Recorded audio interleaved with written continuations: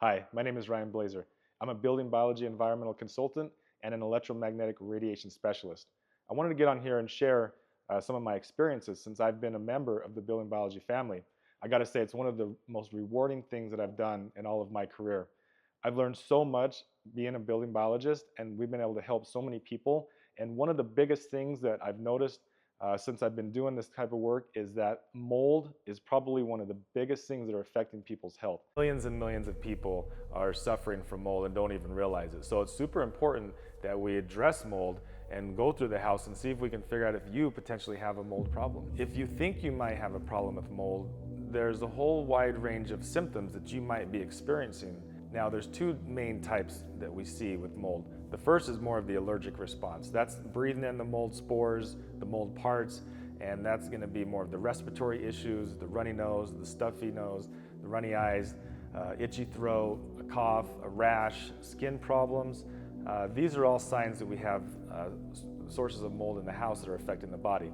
Now, the second type, which is a little bit more of the dangerous, it's the effect from the mycotoxins. The mycotoxin is the poison that comes off of the mold, and this can affect us more neurologically. That's where we're going to get the brain fog, the ADHD type symptoms, the anxiety, the headaches, the neurological issues. We can have gut issues, a whole range of different body issues, because it's basically a poison that's breaking down the body, and the body is going to break at its weakest point. So symptoms can vary depending on what the weakest link is in your body. So there's a couple easy things that we can talk about first to see if you potentially have a mold problem. First of all, water is the thing that feeds mold. So if we have any kind of situation in your home where we have an excess amount of water or leaks or floods, there's a high potential that we have mold growing in those areas. So we want to think about the history of the home, and has there ever been any leaks? Has the toilet ever overflowed? Do you have kids that play in the bathtub and turn it into a swimming pool every night?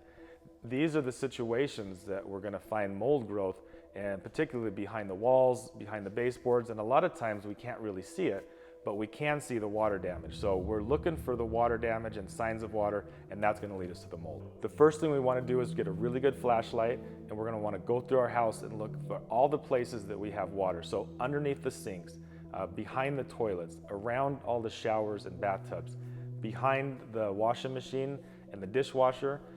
Pull the refrigerator out. If you have an ice maker or water maker, look back there and make sure the connection is connected.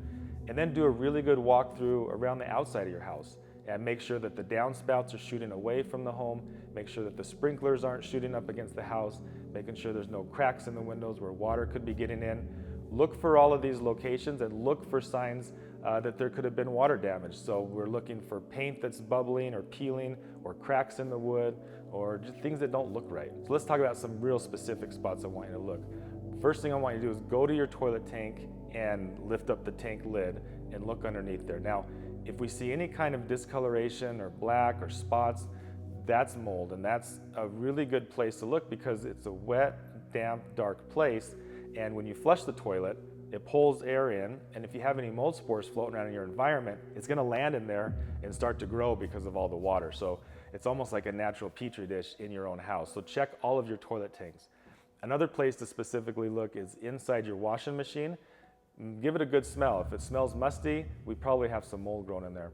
Also, we want to look in the garbage disposal and the garbage cans. We want to make sure that we don't have any kind of growth in those areas. These are really common places that we see mold.